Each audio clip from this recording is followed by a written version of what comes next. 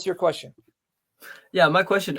Quickly, Sam, could I just give you a little background on why I love you and why you're my hero? Am I? So, yes, you definitely are. So, I come from a Muslim family, and What? I come from a Muslim family. So my parents are originally from Uzbekistan, and I went to high school there for 2 years, and everyone around me was Muslim, basically either Muslim or secular. And my parents raised me basically secular. My dad's like agnostic, but he's kind of interested in Christianity. Um, but anyway, I was just so desperate for God. I just needed to know God. And, I was desperate. I prayed, God, please show me where you are, how to find you, Amen. where to find you. And, I I was led to the Roman Catholic Church. And now today, I've got all my paraphernalia here just in case you needed proof that I was Roman Catholic and not like a Muslim troll or anything. I got my certificates of the sacraments of initiation and everything in there. I was going to show them. I just wanted them to repeat. He prayed to God from his heart, cried out to God. Yeah. I want to know the truth. And the Lord brought him into the Roman Catholic Church. And I just knew that it was Catholicism, not like, how Rene Descartes argues that our knowledge of God is innate, and he has this really convoluted, complicated. Rene was caught driving a go-kart. What? I know, right? Like, isn't that crazy? So this guy in philosophy who was driving. Renee's the sister I know. She's married. They're Orthodox and they have a beautiful baby. God bless them. I didn't know she's going around driving in a go-kart. Is her husband with her? But go ahead. Anyway, yeah, I just had to say. So yeah, Rene Descartes, he uses a super elaborate proof for God's existence, but essentially his main point is that our knowledge of God is innate, right? And I don't know. Romans 2:14-15. God has written in our conscience his very law. Romans 2:14-15. Romans 1:18-20. What can be known about God has been revealed in creation, God making it clear to them, creation testifying to God's invisible nature and divine power. Romans 1:18-20. That's where you got it from. You got it from Scripture. Thank you, Sam.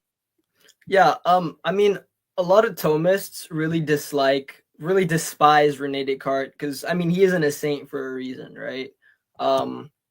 He's a what? But anyhow, he was not a saint. He was not a saint. Okay. Yeah, sorry if my microphone's bad. I'm using my laptop microphone. So you guys see, God's nature is invisible. He's not an embodied being. He can appear visibly. See his invisible nature, right? His invisible attributes, divine nature, can be known through creation, because when you look at creation, you see design, you see complexity, you see meticulous structure that's not coincidental, crying out that there is a mind behind this that put this together. And this mind has to have the power and the wisdom to be able to produce such beautiful, intricate, complex design. That's what Paul is saying here, right? So they're without excuse. When you see design, instinctively know there's a designer. You have to be taught to go against what is innate. And that's here again, Romans 2:14-15.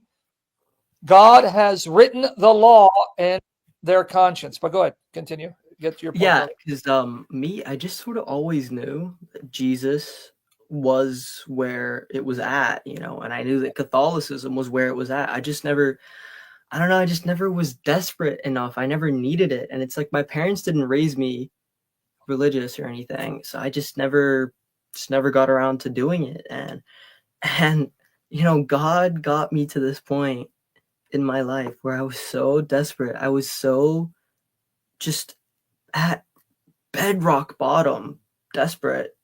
And I just took the leap of faith, and I was rewarded. It was a long journey, but you grow. But then what can I do for you if you're already in the faith? What do you want me to do, man? My question is, I wanted to tell you a miracle if you wanted. You like miracles, right? Would you like to hear one? It's like a long chain of miracles that happen. Well, I don't have a time for a long chain of miracles right now. No problem.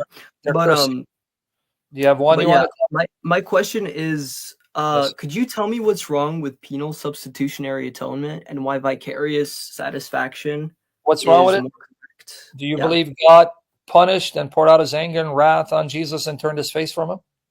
Well, the thing is, I asked a Reformed Baptist that exact question, but he said no, that's not what penal substitutionary atonement Then he's teaches. lying to you, because penal substitution is God poured out his wrath on his son. That's exactly what it is.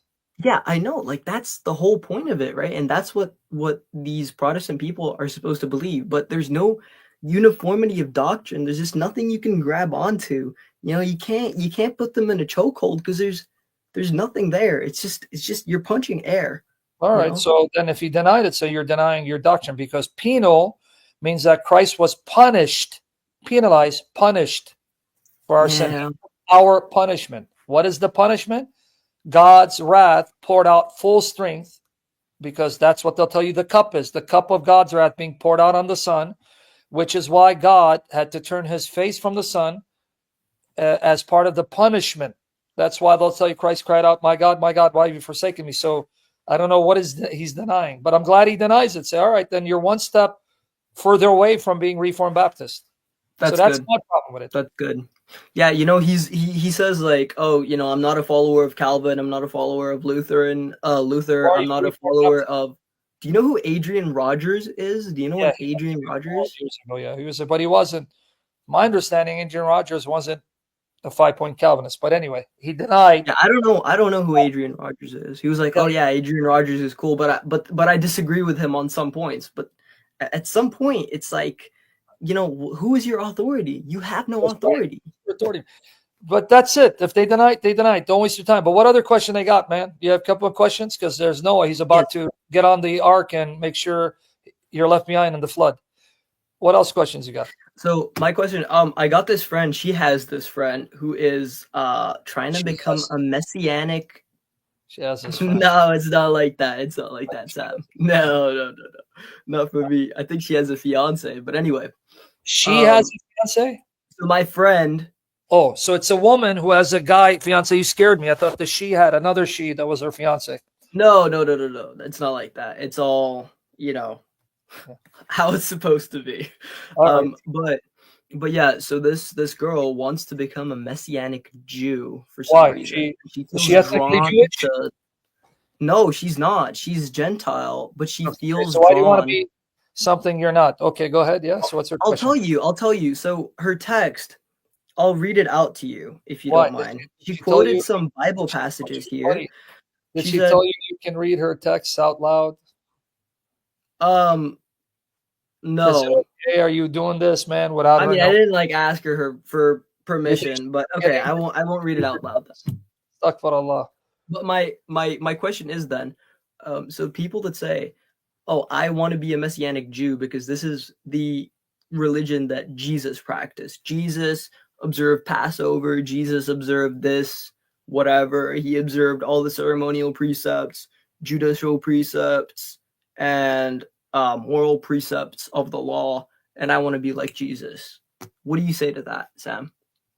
What do you want? Is there anything like concrete in the Bible to show them that you're just wrong? You're not right. Because all these people, they'll only take the Bible, and they'll only take it if it's in your face, so literal, undeniable that it's just like painfully there. And I just don't know how to do that. What do you want me to say to her? She's telling me she wants to do what Jesus did, right? So does she? I don't know what to tell you because I'm baffled. She's telling me do what Jesus did. What do I say? Because you just baffled me. So she's going to now observe dietary restrictions? You know, that's the thing. I don't know. She says like her church doesn't push it on you. Why don't you ever call me and come on my StreamYard so I can ask her specific questions? Because if she wants to live the way Jesus did, then she's going to have to also make sure to get her Gentile son circumcised. She's also going to have to keep the dietary restrictions of the Mosaic covenant, and on it goes. So I don't know This is where you baffled me. She wants to live like Jesus. All right, then circumcise your male sons. But Paul said, no, you don't get your Gentile sons circumcised on the 8th day as a requirement for salvation and covenant faithfulness. And dietary restrictions, Paul and the Christians said, no, Gentiles are not required to keep the dietary restrictions of Leviticus 11 and Deuteronomy 14, apart from don't eat animals with blood in it, sacrificed idols, right, that have been strangled, and refrain from sexual immorality. So I don't know how to answer her. So have her come so I can ask her a specific question. So in the Jerusalem Council, didn't they say that you're not supposed to eat blood or something? You're not supposed to consume What I just blood. said right now? Yeah. So could you explain how to explain to someone that doesn't understand the idea of a pastoral ruling? How do you explain to them that that was a ruling for that time period? So you mean we can eat animals with blood in it right now? Yeah. Oh, you mean so in Revelation 2 where Jesus is condemning people for eating sacrifices to idols. So that was only back then. That's a pastoral concern because part of that prohibition means don't eat animals, sacrifice idols. That means we can do it now. Oh, so is that like so okay, so we're not supposed to eat the I guess could you pull up the verse and show it to me, because I think I may be misunderstanding the verse. This kid doesn't listen, man. I've been trying for 10 minutes to see how good you are in listening. Your listening sucks. Repeat what I just said. I couldn't hear your